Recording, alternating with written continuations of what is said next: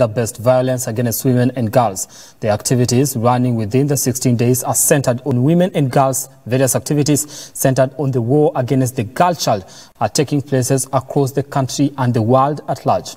We bring you a story of a young woman who has been a victim of GBV, but now louds the need to pay attention to red flags in a toxic relationship. Let's take a look. Huwezi kuwa na mimba and you stay with your parent, so it was not possible, so I had kutoka home Nakuru and nikakuja kusettle in hapa hivi Nairobi Kibera. In a world where activism against gender-based violence is marred by traditional beliefs and customs, myth and religious setbacks, Avin Chepkoech tells a story of how she walked out of an abusive marriage that left scars that live to remind her of the encounter. Let's take a look at this story. In a report by the Human Rights Watch this year, Kenyan government's response to gender-based violence during the COVID-19 pandemic has been too little, too late. Our lenses focus on Avin Cherotich, young and full of life. To her, the sky is the limit, but one thing remains permanent. She lives to remember the encounter that caused her scars. We met through a friend. Kwetu ni Nakuru, so na huko ndo penye nilikuwa nakaa, and tulikutana tu through a friend. Nilijua baby daddy wangu through a friend, so hapo ndo penye tulijuana, tukaanza kuongea, we exchange contacts and tukaanza kuongea, and after some few months tukaanza ku date. Sikuwa nimemaliza shule, ndo nilikuwa form 4, so that's the hiyo year ndo yenye nilikuwa nafaa kufanya my form 4. She calls them beautiful, but whenever she looks at the mirror, she recalls that day.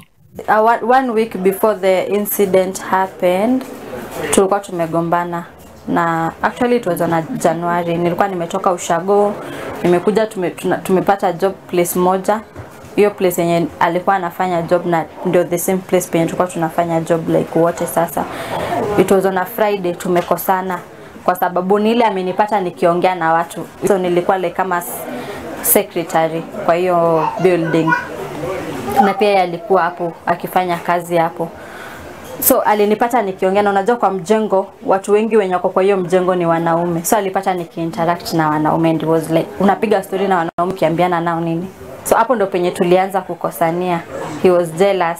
On Saturday jioni akapata pesa, nikapata pesa, and yeye alipata pesa but mimi sikupata pesa kwa sababu yeye ndiye alikuwa anagawa pesa kwa hiyo mjengo.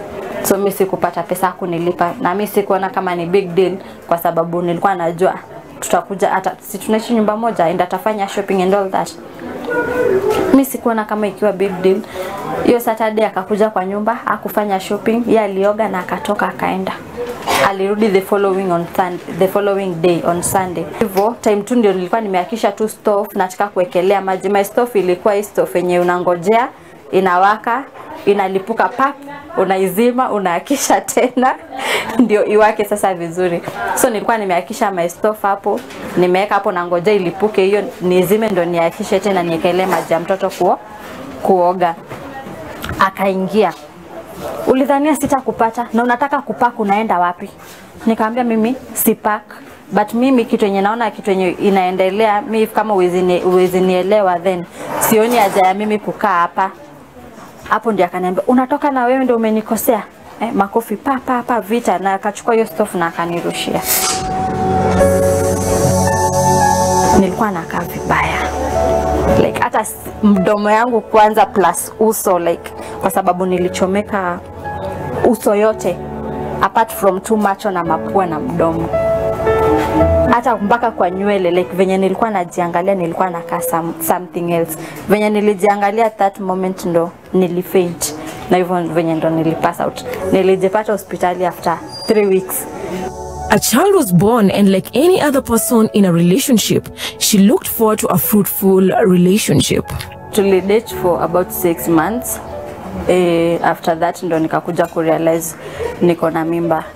Alikuwa huyo mtu utamkasirisha aongei, anakasirika tu na anatoka, ama anachukua kitu anagongesha chini, na from there ndio anatoka, ama ndiye ataomba msamaha aseme oh sorry nimekuja kurealize, like ata realize after ashafanya. Nilikuwa naona kwa sababu ni ule mtu mwenyewe maybe nimefanya makosa, let me just kubali nilikuwa nafanya makosa kwa sababu mistakes ziko. Maybe nimeenda kwa my friends party na nimestay huko like that, ama nimekosa kuvalisha mtoto sweater, ama aliniachia pesa ya shopping, sijafanya shopping, maybe nimetengeneza nywele.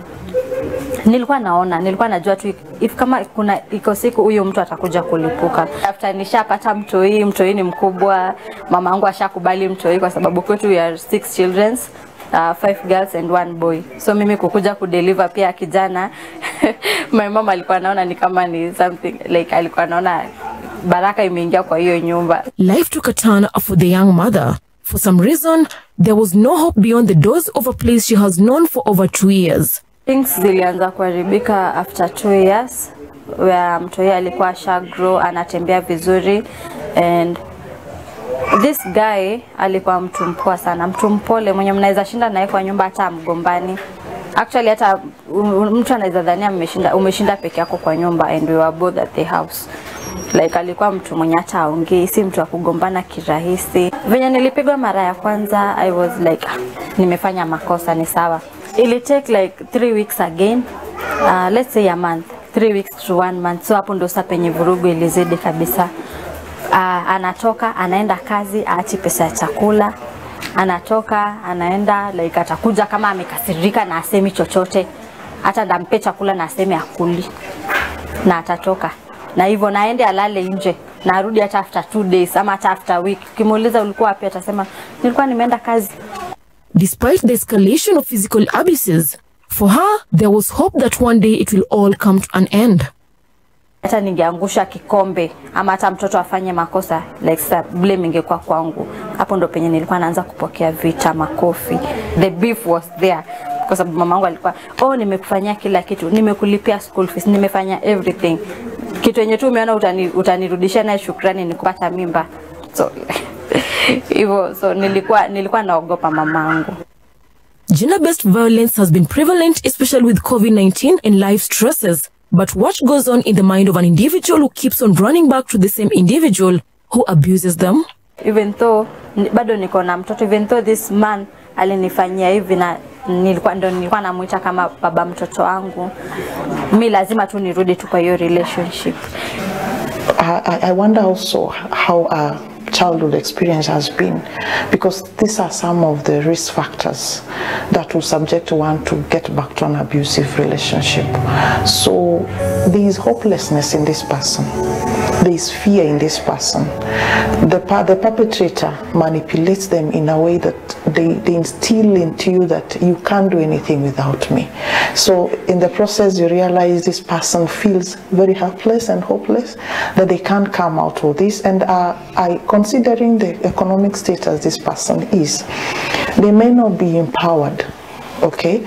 Because when we, for example, we empower them here, they're able to know their rights.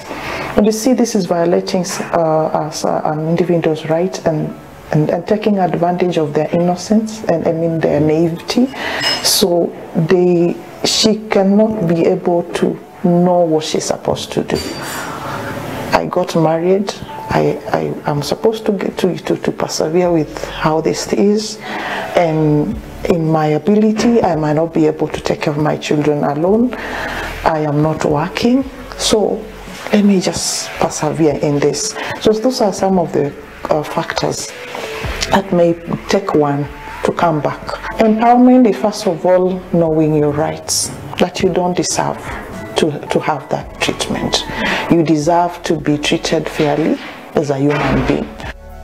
When life took a turn and Avin had to be confined in a hospital for 7 months of treatment, that did not even mark the end. Kujua mwanaume kumbe mimi niko hospitali naumia, mwanaume yeye alishaoa. It sounds funny but it's painful. Even though the scars are healed, every look on the mirror a reflection of pain, a reminder of the events that led to the scars. Even though she's still in pain, Avin is hopeful as she pursues modeling, feeling beautiful in her newly found skin. She trains models contesting for Miss Kibera every year and spreads messages of activism against gender-based violence. Cecilia Lubanga, Lookup TV, Nairobi. Great report by Cecilia Lubanga.